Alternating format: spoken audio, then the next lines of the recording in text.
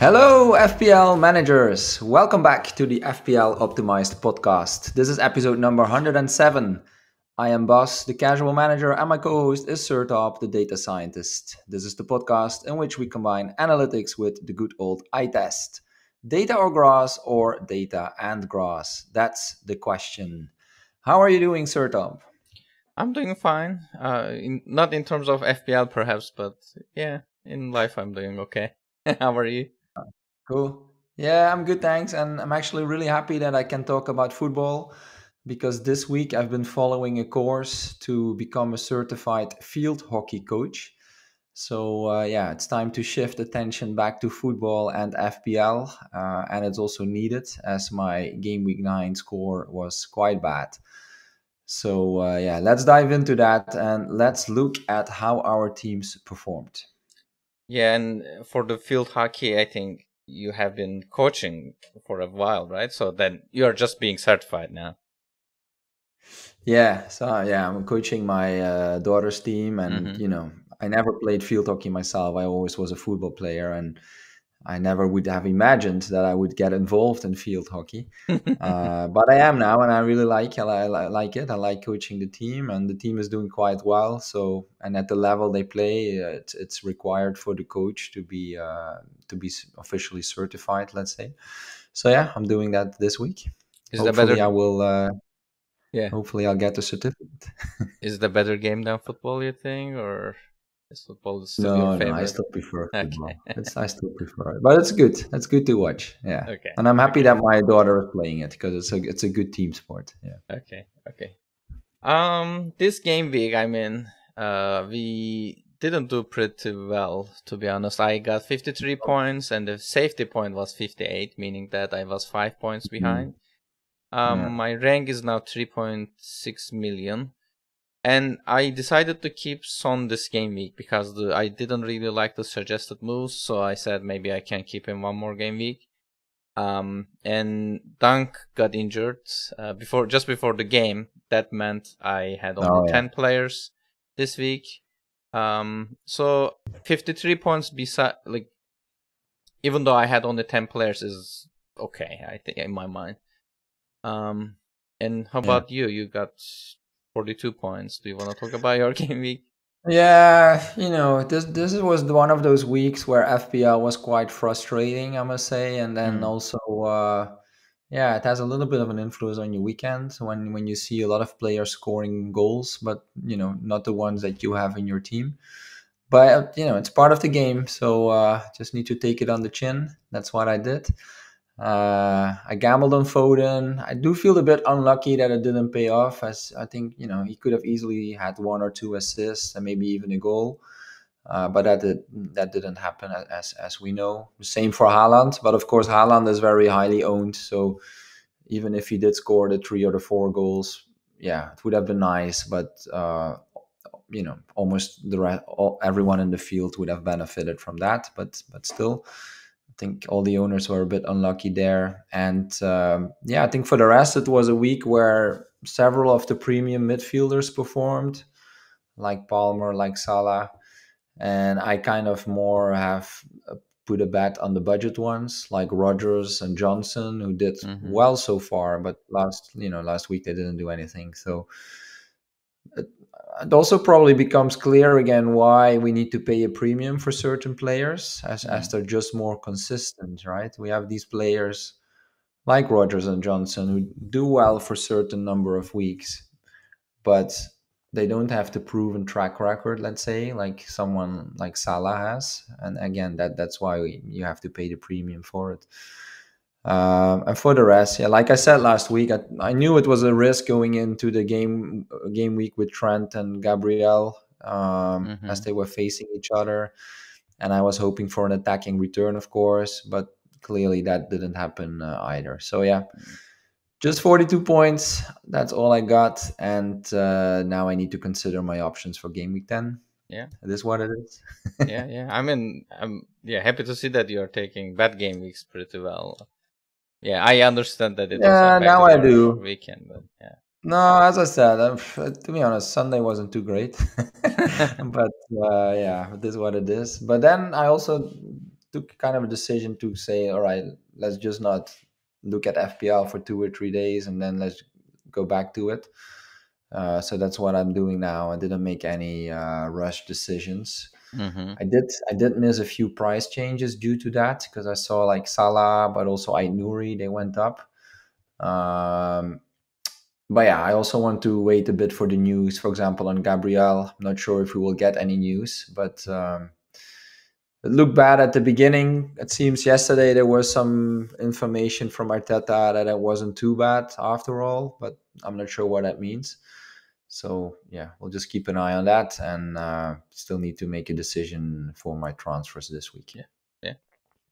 That sounds good. All right.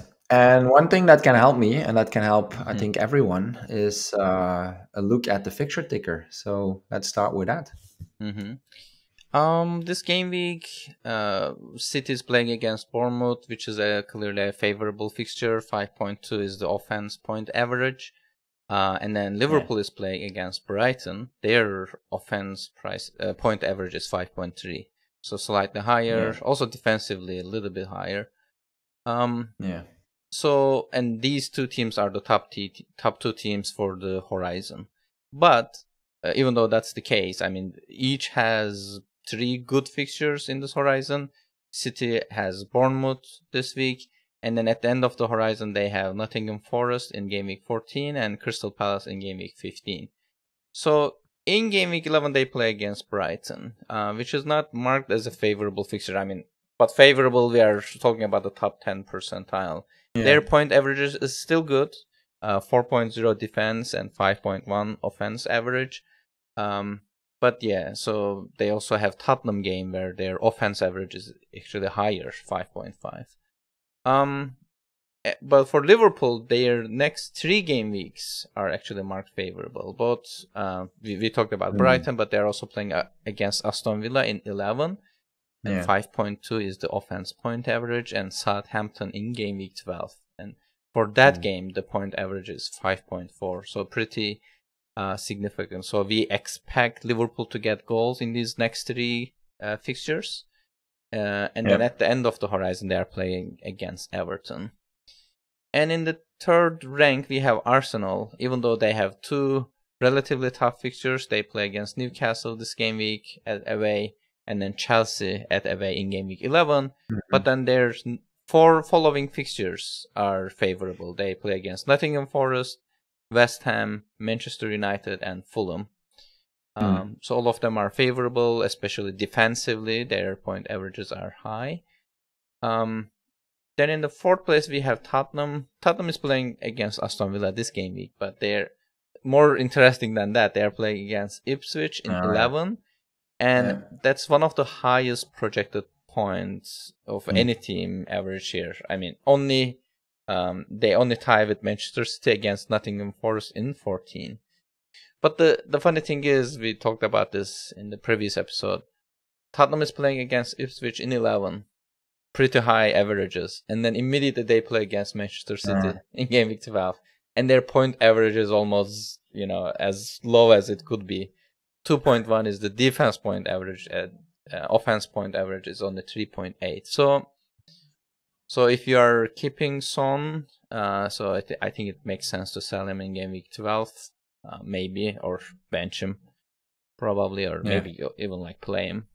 But yeah, I can see that most people will be rotating him with other players. And in the 5th place, we have Manchester United, and they're playing against Chelsea this week. Not a favorable fixture, but game week 11 is Leicester at home, so that's marked as a favorable fixture. And in the 6th place, we have Chelsea. At 7th, we have Newcastle. Then comes Brentford, Fulham, and Aston Villa.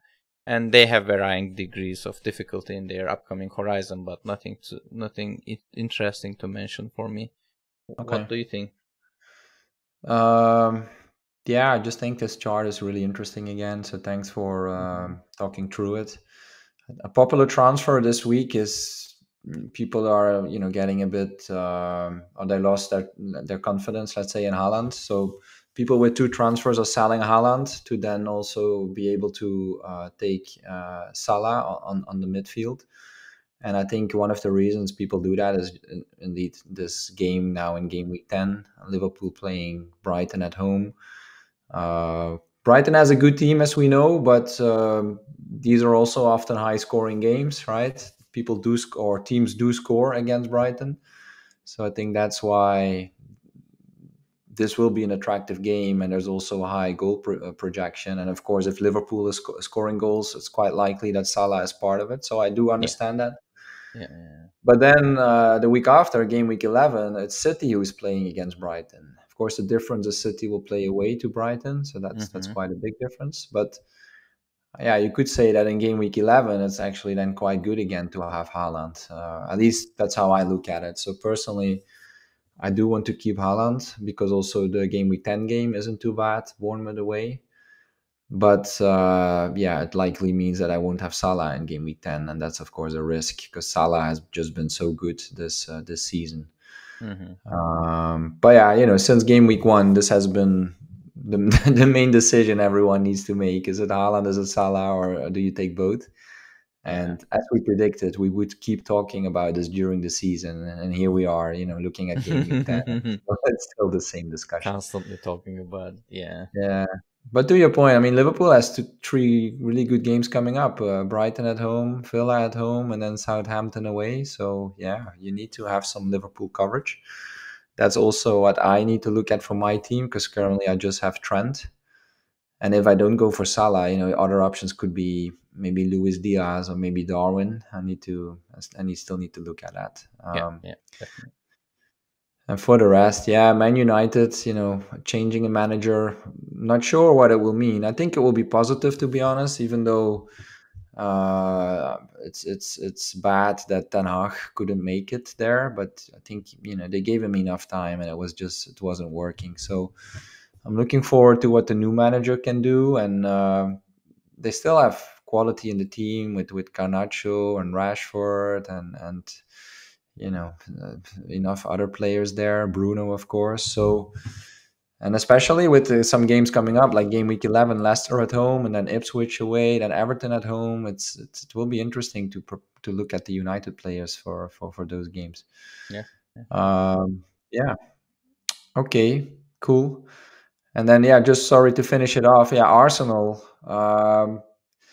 now of course two away games, Newcastle and Chelsea. And for people like me who have still Arsenal assets like Havertz, I'm thinking about maybe selling him because he didn't do much in recent weeks, and also his away form hasn't been too great. Mm-hmm. So this could be a good moment to sell him. But I do feel a little bit worried because yeah, Arsenal is of course still a top team, and Havertz is a top player. So I'm not too eager to sell him, but yeah, I might do it. I think. Yeah.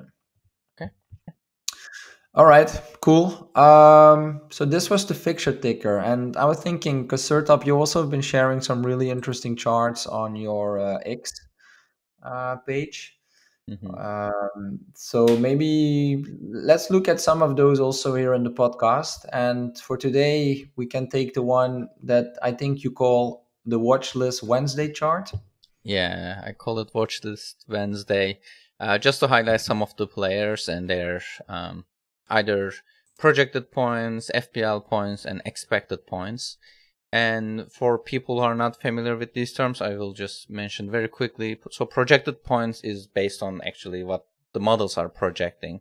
So that we are trying to make a prediction about their performances. FPL points needs no explanation.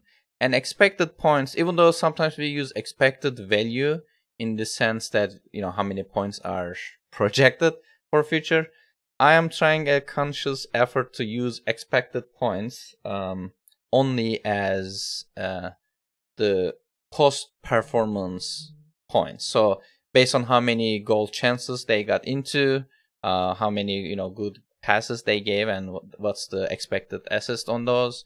And for defender and goalkeepers, what was the expected clean sheet based on the shots they took during the game. So you can kind of calculate a fair expected points.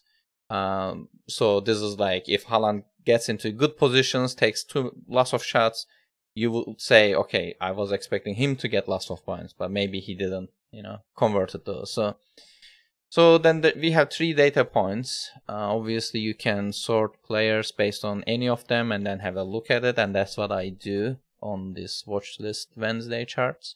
The first one is when we sort people by their game week projections. Haaland had the highest projection so far in the league from game week 1 to game week 9. So his sum was around 70.5.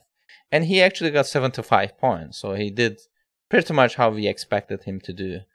But Salah, for Salah, game week projection sum was 63. So obviously, I mean, if you consider the price difference between Haaland and Salah, maybe it's understandable.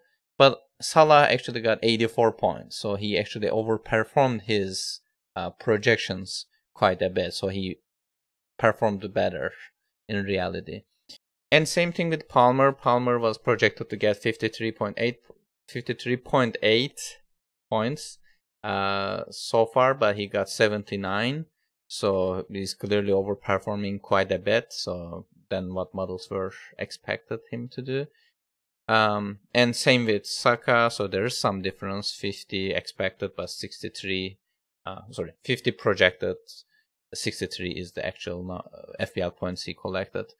So, and if you just sort players by FPL points and then compare their expected points, so Salah has the highest points, 84, and his expected points was 72, which is also the highest in the league so far. So from that perspective, it is good that he's both performing pretty well in terms of underlyings, like he's actually getting into positions, he's giving key passes, but also he's also getting points, which is a pretty good place to be for a player.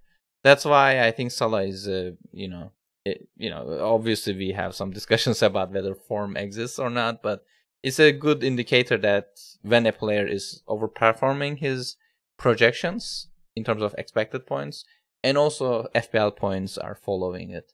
So, and then in the second place we have Palmer. Palmer collected 79 points, but his expected was around 68. So pretty close, to be honest. So didn't perform too different, I should say.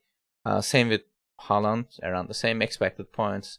But then Mbeumo comes fourth in terms of points. He collected 68 points, but his expected points was around 54. So he's overperforming his expected points more than other players in this top 10. And then comes Saka, and for Saka it is around the same number. 63 points collected, his expected points were 59, so that he's performing around the same level as the performance indicates. And then finally, if you sort players by their expected points, again, I mentioned Salah is the number 1, Haaland comes 2, Palmer is number 3, and Palmer and Salah is actually overperforming in the sense that they are performing better than their projections were. But for Haaland, it is around the same number. So it is actually slightly even lower, his expected points, than the projections. So I think, well, it's almost the same number, I think, compared to Salah and Palmer, I should say. Maybe we were expecting Haaland to get into better positions more often, I should say. And then comes Saka, and Mbeumo is 5th here. And another interesting player to mention is Wood. He's 7th in this chart in terms of XG or expected points.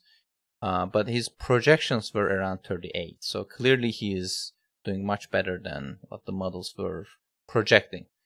So any comments on this graph? No, but maybe just a clarification question. Like, what is actually the difference between expected points and game week projections? So Because expected points is also like a projection, right?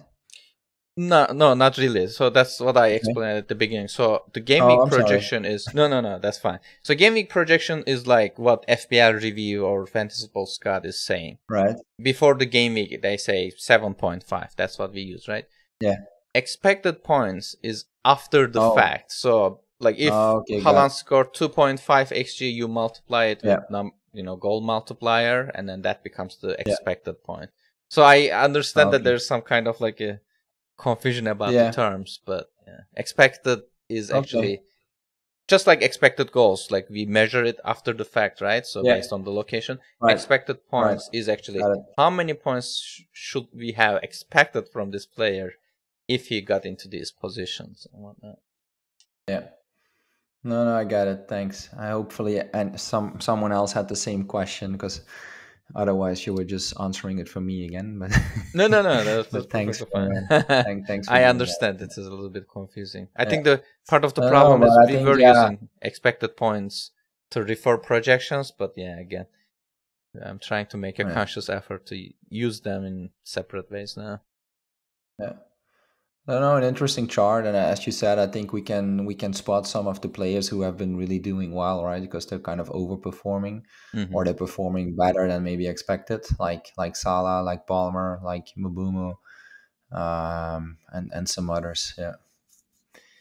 Yeah, Okay, cool. Thanks for covering that. And I sure, think sure. next week we can pick another chart, as you've been Hmm. sharing several. For people who are interested, make sure you follow Sertalp on X because he's always sharing these charts every week now. Hmm. Okay, well, let's switch to the usual content. Let's take a look at the optimal team for this week. Yeah, so this is the optimal wildcard team for this game week with transfers enabled, even though I forgot to update the Yeah. title. So it's a little bit interesting, and it's also taking into fact that I have 3 free transfers right now, which is no longer the case. I use my free transfers, but for a team around my team value with 3 free transfers, the optimal wildcard 10 team is composed of Kelleher in the goal, Yeah. Anderson, Alexander-Arnold, Ait Nouri in defense, Saka, Mbomo, Palmer, Eze, Salah in midfield, Raul and Wood in forward, and bench Okay. includes Cunha, Romero, and Yeah. Van der Berg.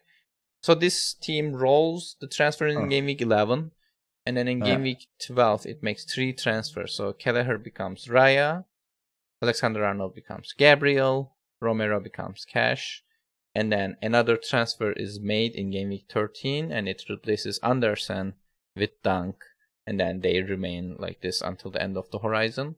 So as you see, we don't have Haaland, and then 2 forwards are constantly rotating here, I think. So they have a pretty good rotation between them. If Yeah. you check the fixtures, they look pretty nice in general, but Yeah. yeah, it's just strange that it's going for Salah. So what do you think? Yeah, well, strange and maybe not strange is something we said last week. Especially in attack, we have a lot of affordable options, and you can Yeah. see that the model has spotted those now as well with Jimenez, Wood, and also Cunha. I think a lot of people are talking about Cunha now because Wolves is starting a better run of fixtures, and yeah, they already did quite well last game week, including a Cunha goal. And he's on penalties. He's very dominant, let's say, in their team, even though they have Strand Larsen as well now in the attack. But Mm-hmm.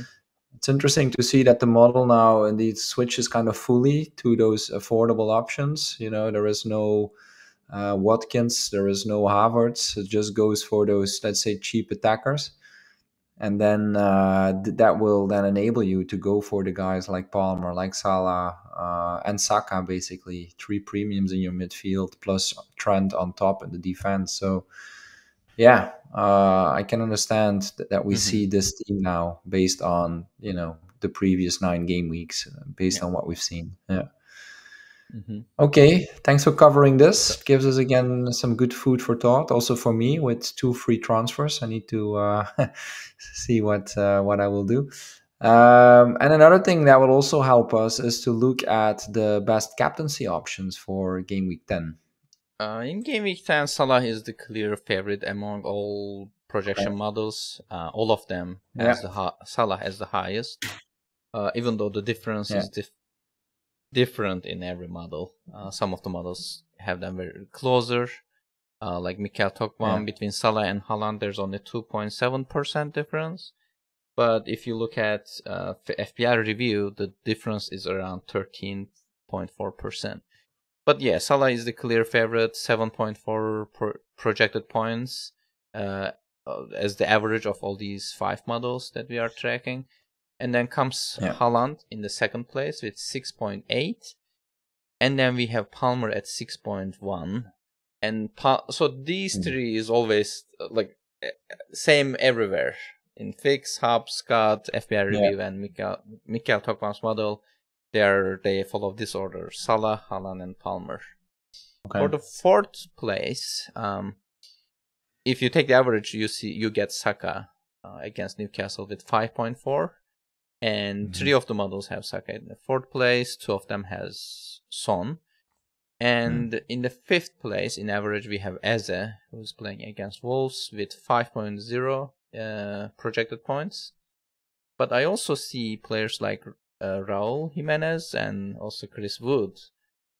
So which is interesting to see as the top 5 projected point players. But what do you think? So you don't have Salah, so no, I don't have Salah, and actually, something exciting. I'm going to the Liverpool game this weekend. I didn't mention that yet. Yeah, you told me, but you didn't mention yet. Yeah, I told you. Yeah. We're flying tomorrow evening, so that's the Thursday evening.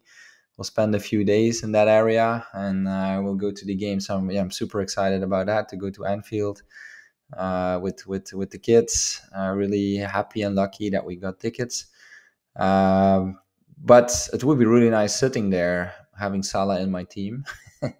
But I think it will just be difficult. But again, I still have a few days to think about it. I'm also keeping an eye on some of the cup games that are being played tonight, like Liverpool is playing, but also City and Spurs, some others. And I saw, for example, for City that Foden is starting, which I'm not too happy with, because I'm not sure what that means for Saturday. Because one thing I could do is go from Foden upgrade to Salah, which maybe sounds like a no-brainer. But on the other hand, I just got Foden since 2 weeks, and I still think he will do something as well during the next games. So it's a bit of a difficult one for me to sell. But anyway, in short, keeping the options open. Clearly, Salah is in good form, good home game against Brighton, so I understand why he's appealing. But yeah, we'll have to see. Number 2 was also clear, also Haaland, right? I think we need to keep the confidence in Haaland, even though maybe the last few games were a bit disappointing. But they go away to Bournemouth, which I think is still a good game as well. And on any day, Haaland can score a goal or 2 or even more. So yeah.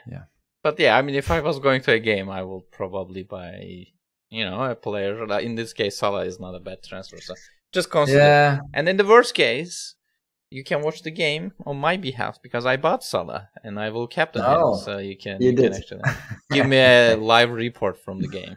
Yeah. Okay. All right. Well, maybe I'll try to be different and don't have him. Okay. But then, of course, if he scores, then I look like the fool. But anyway, we'll see. But thanks for this. Something again to keep in mind. Very clear and good data. Okay, I think that summarizes it for this game week and for today, the content we wanted to look at. So I propose we take a look at the mini league, if you agree. Yeah.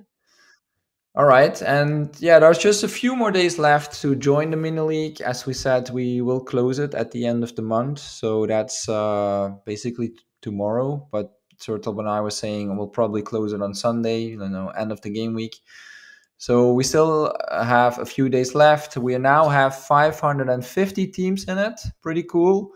And you can still join via the code 9GXNDK. And again, hurry up, because we will close it. And the reason why we close it is just to keep it a bit fair for everyone. Because otherwise, good performing teams could still join later. But that's not what we want.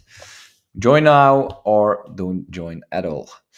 Our number 1 team remained the same. It's the team of Ski Carde with his team Okoli Dokoli.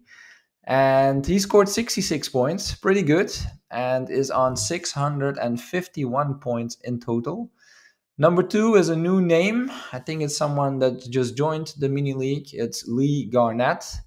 His team is called Wildcard Game Week 4. Wildcard Game Week 4.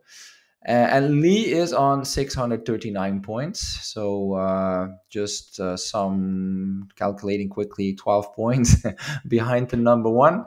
And then the number three is the same as last week. That's Ray Sawyer with the team De Bruyne Identity on 634 points. So yeah, well done everyone, and keep it up. And that's it for today. So enough football for me. I need to switch back again to field hockey for my final day of the course tomorrow. Sure. But again, I really do prefer talking about football. So great chatting with you, Sertalp. And thanks everyone for listening. You can subscribe to the podcast so you will get notified when the next episode is out. And you can also follow us on X. For Sertalp, it's Sertalp Bilal, and for me, it's at Belfi BB. And as I said, Sertalp is sharing some really great information every week. So make sure you give him a follow if you didn't do that yet. We also have a separate account for the pod, which is at FPL Optimized. And FPLoptimized.com is also a website you can visit. And on there, you can find several charts and tools and different analysis which you can use for your decision making. If you're listening to the pod, you can also find us actually on YouTube. You can see what we look like. So go to YouTube, and if you're there, we would really appreciate it if you leave a like or hit the subscribe button. Thank you very much. And until next time, stay curious and stay analytical. Goodbye.